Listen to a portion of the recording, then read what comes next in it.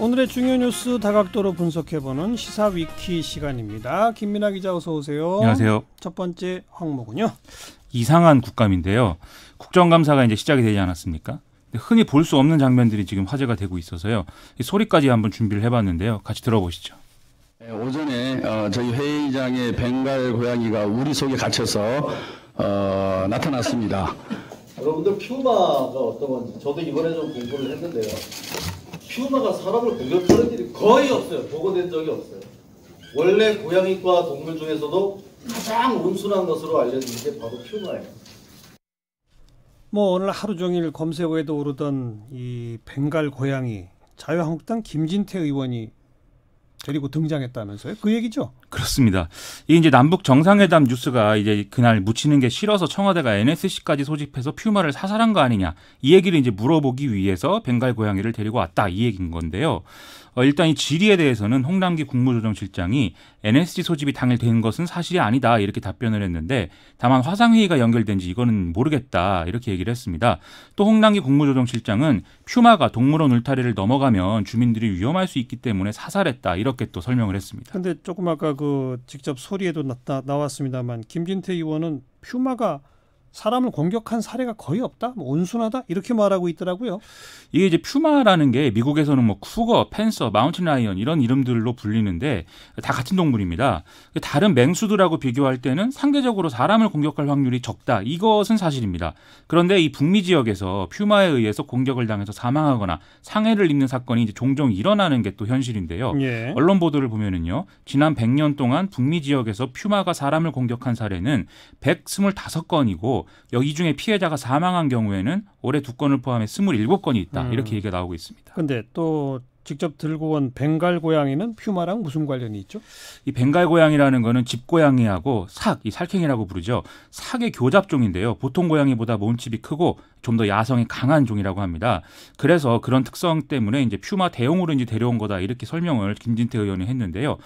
뭐 반드시 이 고양이를 데려다 놓아야 될 뭐 어떤 필연적 이유는 없었던 것 같습니다. 오히려 이거 동물 학대 아니냐, 이런 지적들도 많더라고요.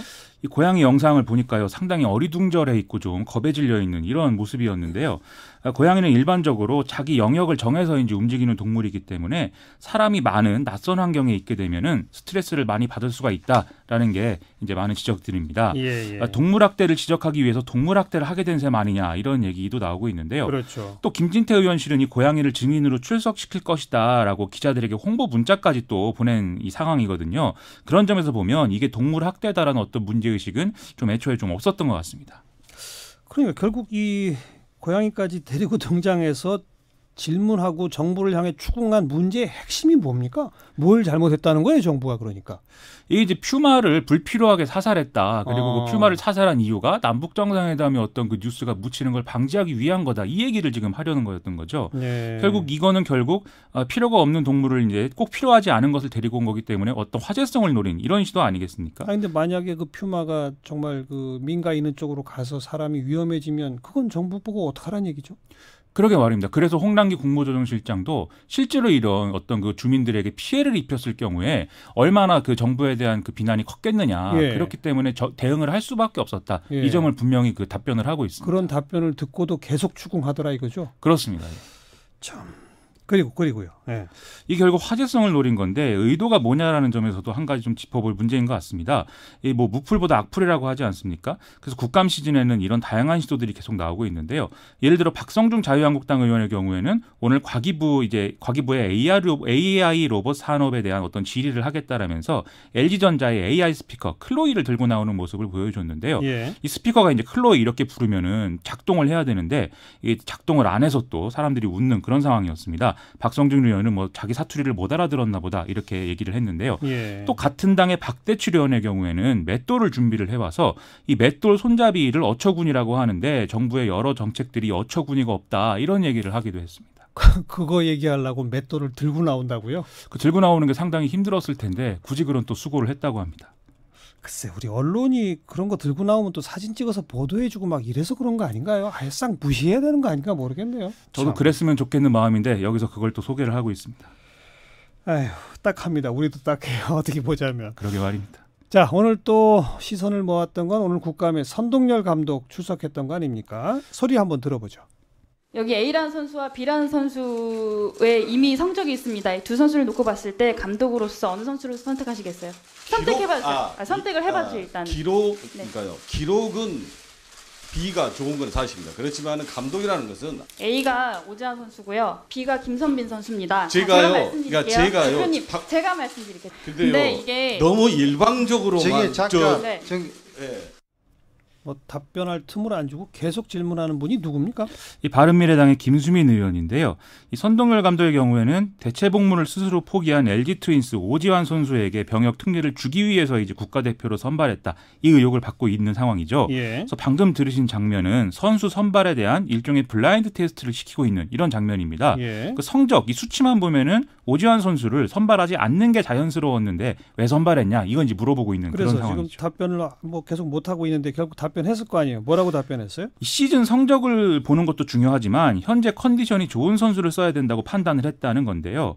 이 아시안 게임이 더운 날씨에 이런 지역에서 열렸고 또 페넌트 레이스 3분의 2가 끝난 시점이었기 때문에 체력적으로 유리한 젊은 선수 중심으로 팀 운영을 하려던 그 결과였다라는 얘기였습니다. 예. 그러면서도 선동열 감독은 시대의 흐름을 뭐 이해하지 못하고 경기에만 이기려고 생각해서 국민들에게 그 점은 죄송하다 뭐 이렇게 답변을 하기도 했습니다. 또 어떤 의혹들이 제기가 됐나요? 이거에 대해서는 이제 몸통은 따로 있다라는 얘기를 더불어민주당 손혜원 의원이 했는데요.